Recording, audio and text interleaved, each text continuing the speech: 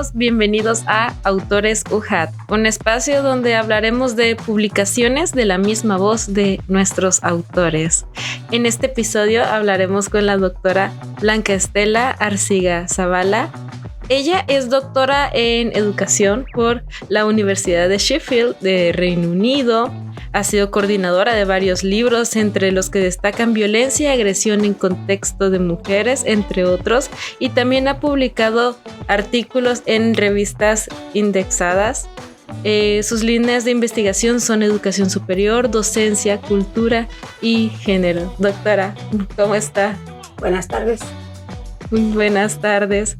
Hoy vamos a hablar sobre su libro El llamado del feminismo y el género, disciplinas, academia, activismo y olas, el cual explora las voces que problematizan lo positivo y también lo negativo del feminismo, ¿es correcto? De alguna manera, sí. ¿Qué nos podría platicar de este libro, doctora? Yo no tenía yo en mi carrera, no había una cuestión de feminismo fácil. O sea, a mí el feminismo me sonaba así como, ¿quién sabe qué será el feminismo? A pesar de que tenía yo compañeras que eran muy activistas, que las admirabas por ese activismo, pero sin embargo no enganchaba yo en la cuestión del feminismo. Pero precisamente cuando me voy a hacer la tesis del doctorado, hago una tesis sobre docencia y entrevisto a maestros y a maestras. Okay. Cuando hago el análisis de ambos sobre la temática que yo estaba trabajando, me doy cuenta que había diferencia. Esa diferencia se debía a la cuestión del género. Okay. Entonces eso me llevó a decir, bueno, ¿por qué hay esta diferencia que tiene que ver con el género? Porque unas son maestras y otras son maestros. O sea, habrá ahí una cuestión ahí que se me está escapando. No nada más era la cuestión de la docencia y cómo llegaron a ser docentes, etcétera, etcétera, sino que tenía que ver con el género. Eso fue como que lo que me empezó a jalar y a que yo pusiera atención en la cuestión de las mujeres. O sea, si las mujeres abordaban, entendían la realidad docente de una manera diferente como lo hacían los hombres. Definitivamente sí. Totalmente, doctora. Entonces, eso me llevó a que me fuera metiendo. Y pues ya casi terminando yo en mis últimos años en la universidad, eso fue la temática que más me apasionó, la cuestión del feminismo, sí. Doctora, y ahorita que me platica esto, cuénteme, ¿cómo fue que llega a la Universidad de Sheffield en Reino Unido? De alguna manera, no puedo decir que casualidad, fueron ciertas circunstancias que se construyeron. O sea, tanto mi esposo como yo, los dos trabajamos en la universidad, en una división, yo en otra. Los dos habíamos hecho una maestría en pedagogía, nos gustaba la cuestión de la educación, nomás que él había quedado en educación y arte, yo había quedado en sociales. Entonces,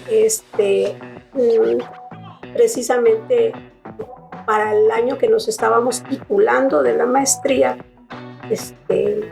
fuimos la maestría la hicimos en la UNAM, nos fuimos agarramos el año sabático, nos fuimos allá a la UNAM a titularnos y por pura casualidad estábamos viendo el periódico y cuando vimos el periódico venía un anuncio de la universidad. ¿Así tal cual en el periódico? En el periódico, fue muy circunstancial. Él compraba el periódico, entonces yo lo leía yo y ahí sale un anuncio del consulado británico, donde las universidades inglesas ofrecían posgrados a los mexicanos. Y así fue como nos enganchamos.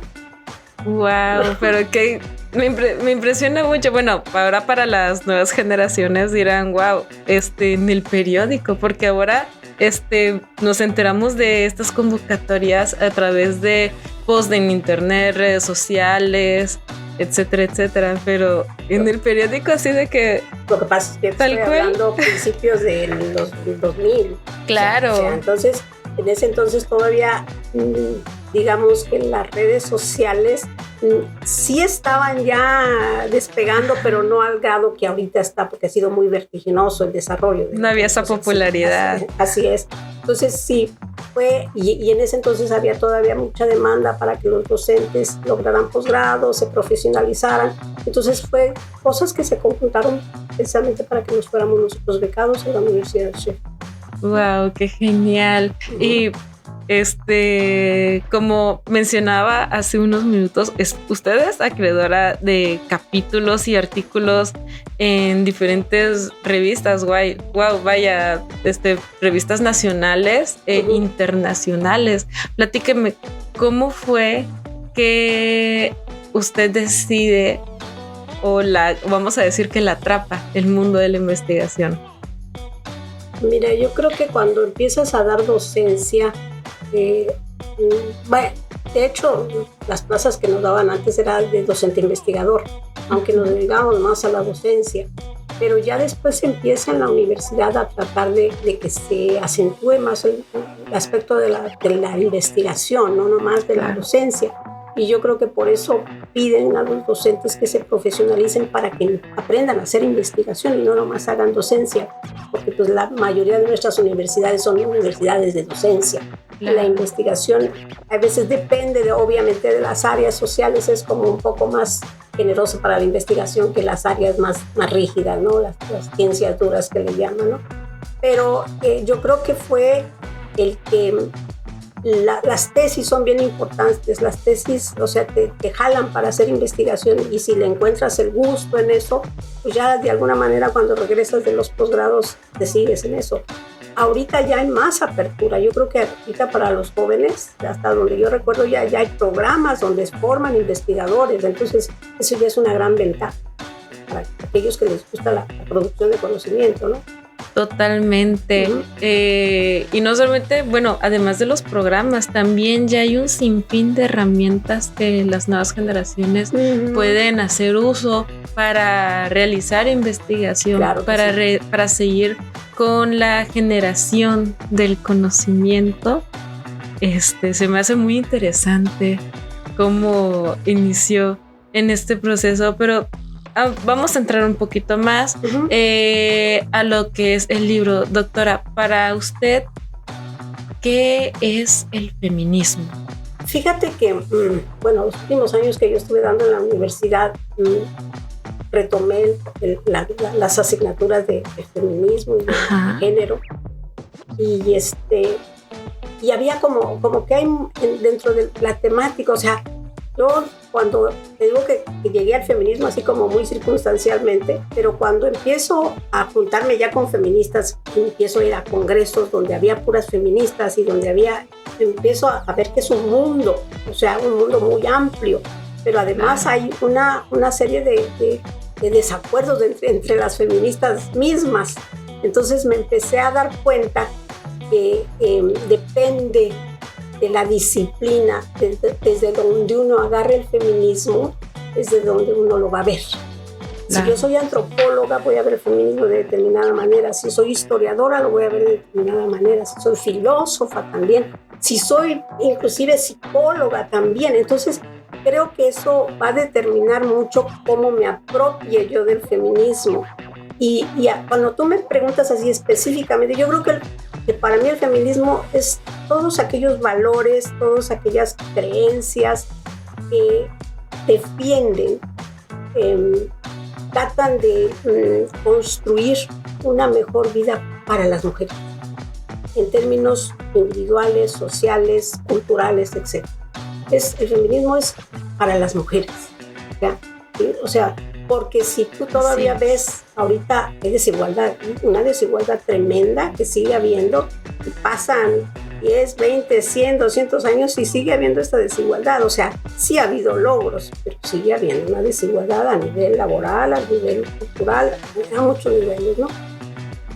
Muy bien, doctora. Lo que menciona en su libro nos explica que históricamente el feminismo no ha tenido como que un significado estable o fijo, ya que su uso también refleja el tiempo que está viviendo. ¿Podría hablarnos un poquito más al respecto?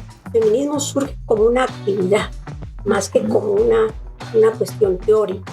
O sea, surge como como acciones. Obviamente, quienes llevaron a cabo estas acciones, algunas eran mujeres educadas universitarias, otras no necesariamente eran mujeres que habían padecido la cuestión de ser mujer. Entonces, creo que aquí eso marcaba la diferencia entre cómo se visualiza el feminismo desde un lugar donde hay mujeres que tienen una cierta forma de vida y que tienen formación académica, a mujeres que han padecido las injusticias, etcétera, etcétera. Entonces, su manera de ver a la mujer va a ser distinta. Así es. Entonces, cuando tú me dices que no tiene el mismo significado, ¿o por qué? Precisamente por eso, porque el feminismo no nada más pasa por una cuestión de ponernos de acuerdo en definiciones, sino pasa por experiencias individuales. O sea, por la manera en que yo, mujer, he vivido la vida como mujer. Entonces, en esa medida, yo voy a poder entender a otras mujeres que pueden ser similares a mí, pero tampoco no voy a poder entender a otras que no son tan similares a mí. Claro. Entonces, eso hace que cuando hablemos de feminismo, a la hora de que se trate de, digamos, hacer algo académico de esto, por eso yo hago una división ahí muy clara entre las activistas y las académicas feministas. Totalmente. Sí, porque puede haber mujeres que pueden haber estado en la lucha de derechos de la mujer sin tener una formación académica, pero puede haber académicas que no pueden haber padecido lo que padecieron las mujeres en la lucha de la vida diaria, de las injusticias, y pueden ser mujeres de alguna manera privilegiadas precisamente por su condición de clase, por su condición económica, etcétera, etcétera. Y entonces la manera en que van a ver el feminismo va a ser distinta. Claro, totalmente. Entonces ahora vas a tener, inclusive dentro de las mujeres académicas, vas a tener también diferencias a una bióloga, a una licenciada en Derecho, van a ver el feminismo también de manera diferente. Todas van a tener un enfoque totalmente diferente de lo que es el feminismo. O sea, hay dentro de la unicidad de ser mujer, hay diversidad.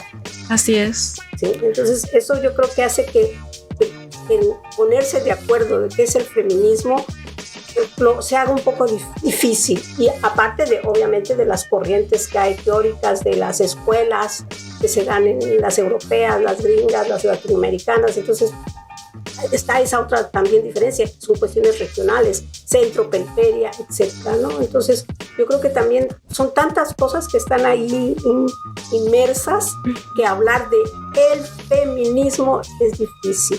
Ahorita que me preguntas eso, recuerdo que en una clase estaba yo dando la clase de feminismo y de repente estaban un chico y una chica y estaban como argumentando entre ellos. Okay. Y él le decía, es que yo soy feminista. Y ella decía, es que tú no puedes ser feminista porque eres hombre. Y ella decía, el simple hecho de que seas hombre no te hace feminista. O sea, no puedes serlo. Y él decía, sí lo soy. Y entonces no se ponían de acuerdo entre ellos y entonces vienen conmigo y me dicen, ¿verdad, maestra, que no puede ser feminista porque es hombre? Y entonces él me empieza, ¿verdad que sí puedo, maestra? Porque aunque sea hombre sí puedo ser feminista. Y le digo yo, sí puedes ser feminista aunque seas hombre. Entonces la chica me voltea así como decir, esta traidora de que ¿por qué está haciendo eso, no? Entonces le digo yo, es que el feminismo no podemos encajonarlo. O sea, porque si él cree que la mujer realmente está en desventaja en términos sociales, culturales, económicos y demás, hasta sexuales, entonces si él cree en eso, entonces ya está compartiendo un principio feminista. Entonces eso puede decir que lo hace de alguna manera feminista. Y se quedaron así como diciendo, caramba, entonces feminismo no es así, cumple, palomea, ¿no? Es esto, es otro, no. Es una cuestión que tiene que ver con que se vea que en términos globales, históricos, sociales, la mujer sigue en desventaja. Yo creo que ese es el principal elemento ahí marcado, en muchos aspectos. Wow, doctora, hablando un poquito más de esto, ¿qué no se ha hecho para que haya desconocimiento de ese significado, del significado del feminismo? Porque ahorita que me marca este ejemplo, como que sí, nos pone a pensar un poquito al respecto, ¿no? Es que fíjate que ahorita que planteas eso es una pregunta difícil, esa, porque como todo pasa por mi experiencia de vida. O sea, yo soy una mujer, si soy una mujer de cierta clase social, que vengo de cierto tipo de familia, he tenido una madre X, un padre X, y entonces mi manera de ver el mundo va a estar premiada por eso. Y por lo tanto, mi visión de lo masculino y lo femenino también va a estar premiada por eso. Y entonces, eso va a determinar que yo vea a la mujer también de determinada manera, aunque sea mujer igual que yo. Entonces, eso hace que, por ejemplo, para que tú puedas hablar de feminismo en términos académicos, lo hace complejo. ¿Por qué? Porque te estás enfrentando, aunque son mujeres, todas son mujeres y compartimos el mismo género, a lo que te enfrentas es que cada una trae una historia personal que va a marcar su visión de qué es ser mujer. Y cómo está viviendo ese ser mujer. Y ese ser mujer también pasa por el tipo de hombres con los que se ha enfrentado y se ha encontrado. Entonces, imagínate todo lo que se juega aquí. Y cuando dices qué se ha hecho, qué no se ha hecho, es que es muy difícil. Lo que sí es que se ha estigmatizado mucho, que dicen, es que las feministas odian a los hombres, o es que las feministas no quieren a los hombres, es que las feministas son lesbianas, qué sé yo, ¿no? O sea, un sinnúmero de tonterías que se dice, y eso no es cierto. O sea, el feminismo es nada más decir, a ver, en términos sociales, culturales, individuales, ¿cómo está la mujer? ¿Cómo está viviendo la mujer? En toda esa amalgama o en esas áreas, ¿cómo la está viviendo? Y lo que vemos como una constante es desventaja en referencia, obviamente, a lo masculino. Se busca la igualdad, pero, o sea, hay que entender que se entiende por igualdad. Está bien complejo el concepto de igualdad también, ¿no? ¿Sí? Ok, doctora, ¿y usted qué cree que haga falta para que estas nuevas generaciones entiendan la importancia del feminismo? Ay, ya me la pusiste muy difícil, fíjate. No tengo la menor idea. Es que mira, yo creo que ahorita lo que hay son nuevas sensibilidades. Así es. Y esas nuevas sensibilidades hacen todavía más complejo el cómo entender a la mujer. Y el cómo la mujer se entiende a sí misma. Porque ahora, con las nuevas tecnologías, las nuevas formas de vivir que tienen las mujeres, están muy intervenidos. Los seres humanos estamos ya muy intervenidos. O sea, por todos lados. O sea, internet, bla, bla, bla, bla, bla. Estamos intervenidos y esa intervención nos empieza a configurar como sujeto. Entonces, el cómo qué tanto traigamos de casa, qué tanto vengamos llenos de casa, qué tantos valores se nos transmitieron o qué tantos valores no se nos transmitieron, ¿sí? Y qué tanto estamos recibiendo y también nos está llenando eso. Entonces, esas son las nuevas generaciones. Entonces, hace muy complejo decir, este es el caminito. Yo creo que son procesos que de alguna forma tienen que pasar por una cuestión de autoconciencia. O sea, parece que voy a regresar a la década de los 70, donde las mujeres, las feministas de esa época hablaban de la autoconciencia. Y decías, bueno, es que soy autoconsciente, pero ¿qué pasa con esto, no? De la autoconciencia. Híjole, es que si te fijas, ahora las mujeres pues están todo el tiempo viendo esos videos de cómo vestirse, cómo arreglarse, cómo demás. Y dices, ¿y eso? O sea, ¿eso en qué las mete? Pues son compradoras ya también, ¿no? O sea, entonces si esos videos salen y tienen éxito, es porque ahí había estudios psicológicos de la cuestión de la psicología femenina, ¿no? Entonces, el feminismo ha sido apropiado también de alguna manera por el sistema económico. Y las mujeres no se percatan de eso, no les interesa. Ellas los que están muy entretenidas en eso y en verse bonitas en el espejo y demás, ¿no? Y que es válido. O sea, no podemos decir que no es válido, pero eso, ¿cómo las coloca a la hora de ver las otras mujeres? No nomás verse de una manera individual. Ese es el problema también con el feminismo, que el feminismo no es una cuestión de individualidad nada más, es una cuestión de la condición de la mujer en términos generales. Así es. Y mientras eso no se configure o se quede asentado en las mismas mujeres, o sea, sí, a lo mejor yo estoy mejor que la otra mujer, pero al contrario, a veces lo que se hace es que se pone entre lucha las mujeres mismas, ¿no? Totalmente. Que compitan las mujeres contra las mujeres, y entonces cuando se van a ver a la otra, ¿cuándo va a haber solidaridad de una mujer con otra mujer si no están en esta lógica, ¿no? Entonces, imagínate, o sea, lo complejo que es cuando en la actualidad la acentuación es sobre el sujeto, para el sujeto, dentro del sujeto, hay una acentuación en el sujeto tremenda. Y hay una acentuación en la mujer también tremenda. Muy bien, doctora, y continuando con el libro, me llamó mucho la atención el cómo están compuestos los capítulos. En su libro veo que se divide en 3 partes, comenzando con una primera parte que son los orígenes. También habla sobre la importancia de los giros en términos de tiempo, espacio, cultura, etcétera. También nos habla sobre la identidad femenina. Platíquenos un poquito más el por qué este orden y cuál es el objetivo de estos capítulos. Mira, yo creo que el orden se me fue dando, o sea, definitivamente meterme al feminismo fue un reto, porque la producción feminista es muy abundante, pero muy abundante. O sea, escarbaba y salían libros, artículos. Las estadounidenses, las gringas, las europeas producen mucho, las latinoamericanas ya también están en eso, son más unos países que otros. Entonces hay mucha producción. Y al haber esa producción, yo decía, ¿cómo voy a ordenar, a tratar de construir algo que sea algo un poquito más novedoso en lugar de las clásicas cuestiones que tratan del feminismo?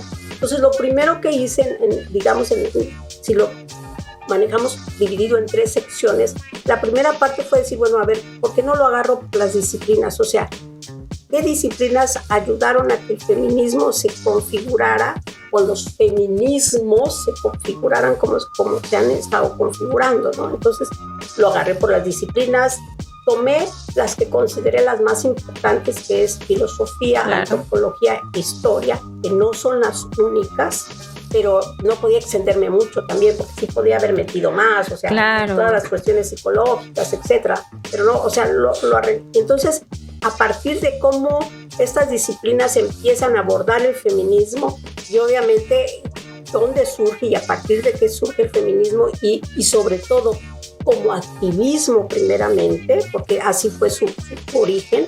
O sea, yo me doy cuenta que fueron las estadounidenses, las europeas y luego las latinoamericanas. O sea, pues nos llegó después, más tarde, por cuestiones también, yo creo que cuestiones de cultura, ¿no? O sea, obviamente el individualismo está más acentuado en Estados Unidos, en Europa, que en Latinoamérica. O sea, este individualismo históricamente, ¿no? Ahorita ya es otra cosa, pero ha estado más evidente en ciertos sectores geográficos que en otros, ¿no? Entonces, cuando yo veo esto, digo, bueno, voy a agarrarlo por aquí y tratar de ver cómo desde las disciplinas se va construyendo el feminismo, los feminismos, y haciendo esa diferencia entre el activismo y lo académico, porque esa diferencia para mí fue central. Después de eso, me metí a la cuestión de género, porque el género se convirtió en un concepto de moneda de cambio. Ahorita ya no se habla del feminismo, a veces se habla más de género que del feminismo. Políticas de género, y dices, ¿qué pasó aquí? Lo que pasa es que el género entra porque el feminismo jaló a otros grupos. O sea, fue tanto el impacto del feminismo que otros grupos empezaron a decir, bueno, vamos a adherirnos porque lo que peleaba el feminismo era cuestiones de derechos, de igualdad, etcétera, etcétera. Entonces había otros grupos que también estaban pugnando por eso. Entonces se juntan y hacen que eso, junto con los avances teóricos del feminismo, ojo, o sea, no nomás eran la cuestión social y de estos grupos, sino también el avance de la teorización que las mujeres estaban encontrando, las feministas teóricas y junto con eso da pauta para que empiece a entenderse cómo el feminismo y el género se enganchan. Eso es uno. Y lo otro es la cuestión del tiempo.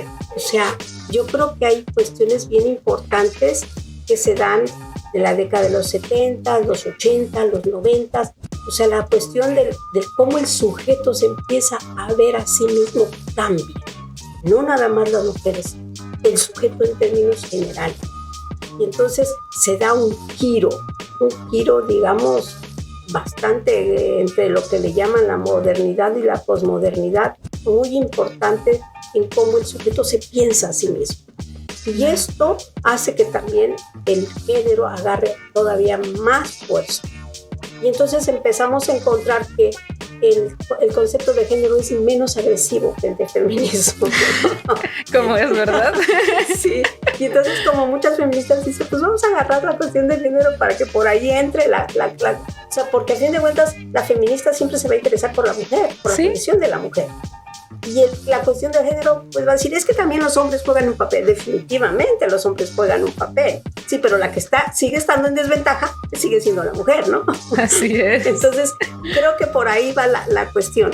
Entonces vas a encontrar feministas que sí dicen el género es importante, pero también vas a encontrarte feministas que van a decir, no, es que el género, porque se va también por otros caminos que son válidos. O sea, esa otra mujer ya se vuelve una mujer posmoderna también, que ya no es una mujer como las típicas mujeres que ya la cuestión del matrimonio, la cuestión de los hijos pasan a otro nivel, inclusive la cuestión de la sexualidad. Como que esos estereotipos se van dejando de lado totalmente. Exactamente.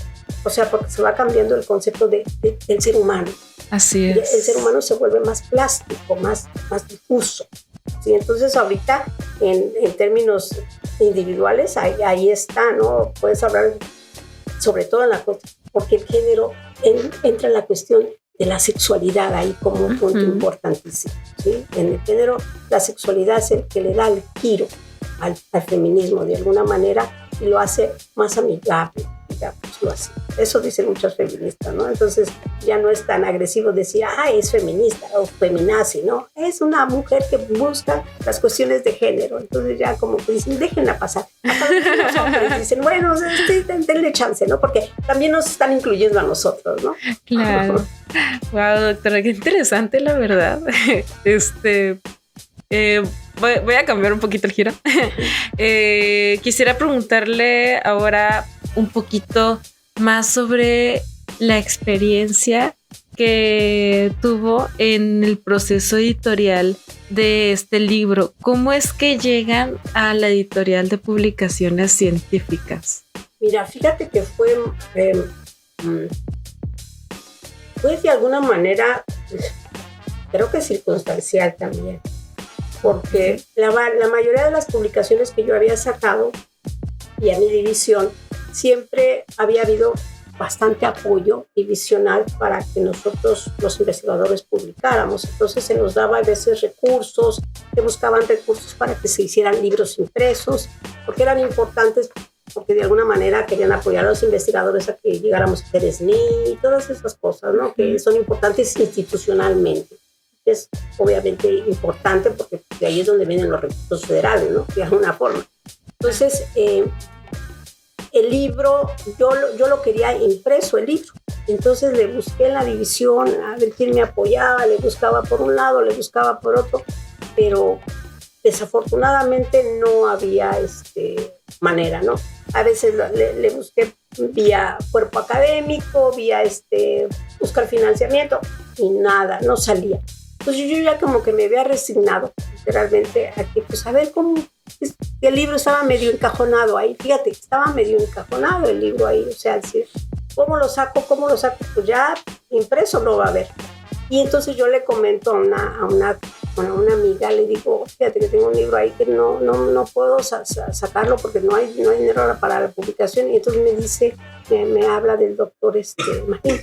Ajá. Me dice, ¿por qué no hablas con él? Y te preguntas, a lo mejor puede salir de forma electrónica. Y entonces me conecto con él, hablo y él, afortunadamente digo, porque sí, o sea, tiene la visión de ver que era una publicación. Entonces, y además de una temática que poco se trabajaba. Entonces me dice, sí, ¿cómo no? Mándelo. Pues lo mandé.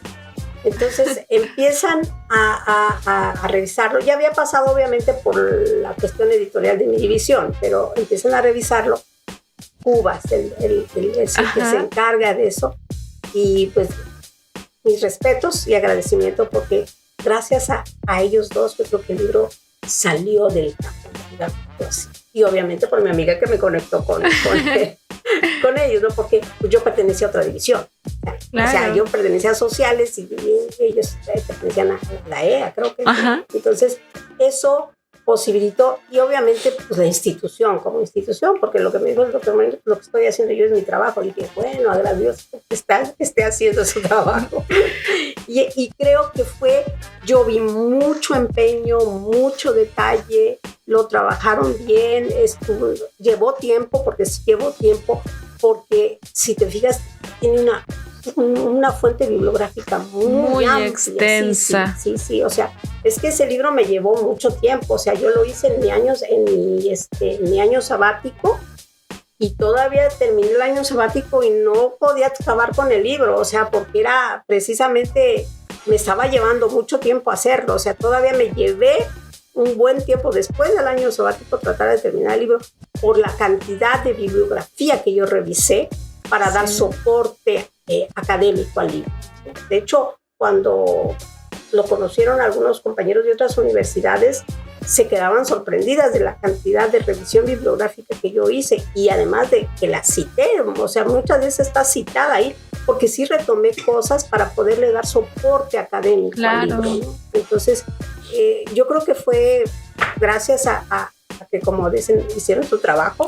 Yo creo que fue algo más, buena voluntad de alguna manera, y que la institución pues obviamente apoyó, ¿no? La universidad siempre ha apoyado. Wow, doctora. De hecho, en la portada del libro podemos apreciar a la gran ola de Kanagawa, del pintor Hokusai.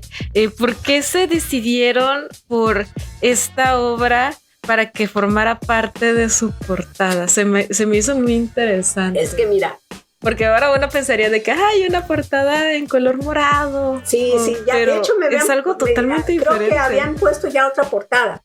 Y no sé quién, la verdad no supe quién. O sea, porque yo ya estaba como media un poco separada, además de que se vino toda la cuestión de la pandemia y demás. Yo ya estaba un poco separada en la cuestión de las portadas. Pero alguien dijo lo de las olas. Y yo dije, es que yo creo que sí se dieron cuenta que el libro habla de olas. Totalmente. Entonces dije, no, queda perfecto. Porque una de las cuestiones que precisamente es un eje muy importante dentro del libro es que la ola muestra no nada más las cuestiones de manifestación, o sea, el activismo, o sea, la dimensión activa del feminismo, que tiene que ver con esas mujeres que salen a las calles, con esas mujeres que se pronuncian abiertamente, etcétera, etcétera, sino también con ese hablar. Yo creo que tiene que ver con el externar hacia afuera lo que la mujer a veces está padeciendo, ¿no? Que no se quede nada más encerrada en ciertas cuestiones, sino que se abra, pero además que sea colectivo. Esa es la parte más importante. O sea, el feminismo no es nada más una cuestión de que yo tome conciencia de mi condición de mujer y de desventaja, sino que yo no nomás soy yo, son más del 50% de la población del mundo, somos mujeres. Entonces, ahí está. Sí, y entonces, creo que eso como que muestra mucho lo que el feminismo tiene, esa forma de individualidad y esa forma de colectividad, de alguna manera. Wow, doctora. Y la portada lo refleja totalmente. Y le pregunto porque sé que habrá más de una persona que dirá, ¿y por qué esta pintura? Pero tiene todo sentido. Porque además, si te fijas, una ola se lanza, pero luego se retrotrae. Eso es algo bien interesante, porque ves las manifestaciones, pero luego después de la manifestación viene la calma. ¿Y qué quedó después de lo de la ola? Así es. Para que vuelva a surgir otra ola, obviamente. Efectivamente, doctora. ¿Podría compartirnos un mensaje para las personas que deseen hacer publicación, para que conozcan la experiencia de lo que es publicar con nosotros, con la editorial de publicaciones científicas? Yo creo que es una alternativa muy importante y viable, porque ya ahorita para las nuevas generaciones, o sea, para que las nuevas generaciones te lean, ya casi no leen, o sea, parece ser que los libros, lo escrito está pasando a otro nivel. Yo espero que no desaparezca, pero está pasando a otro nivel. Y entonces lo electrónico está así como que tomando prioridad por lo fácil que es, lo accesible, etcétera, etcétera. Y yo creo que que los que producen conocimiento, los que hemos llegado a producir conocimiento, tengamos eso en el horizonte es bien importante, porque hace que se pueda difundir de una manera mucho más abierta, pero además que le llega a otras poblaciones, o sea, donde a veces lo escriben, o sea, nosotros éramos países de fotocopias, ahorita ya la fotocopia ya está quedando en otro nivel, plano. Entonces ya lo ves en tu teléfono, ya lo ves ahí, ¿no? Entonces yo creo que eso es ahí está la tecnología en un plano bien importante, y por lo tanto los libros electrónicos se entran en esa cuestión. Y creo que la universidad está haciendo el que esté aperturando eso, y que los que se dedican a producir conocimiento lo tengan en mente. Yo creo que es una muy buena alternativa, porque desafortunadamente, bueno, al menos en mi generación todo lo queríamos, o sea, vengo de la vieja escuela, ¿no? Todo lo queríamos escrito, lo queríamos ver ahí en papel y demás, y ya ahorita ya. O sea, a lo mejor en el proceso todavía seguimos haciendo eso, pero ahorita tiene que ver, ya lo digital está ahí.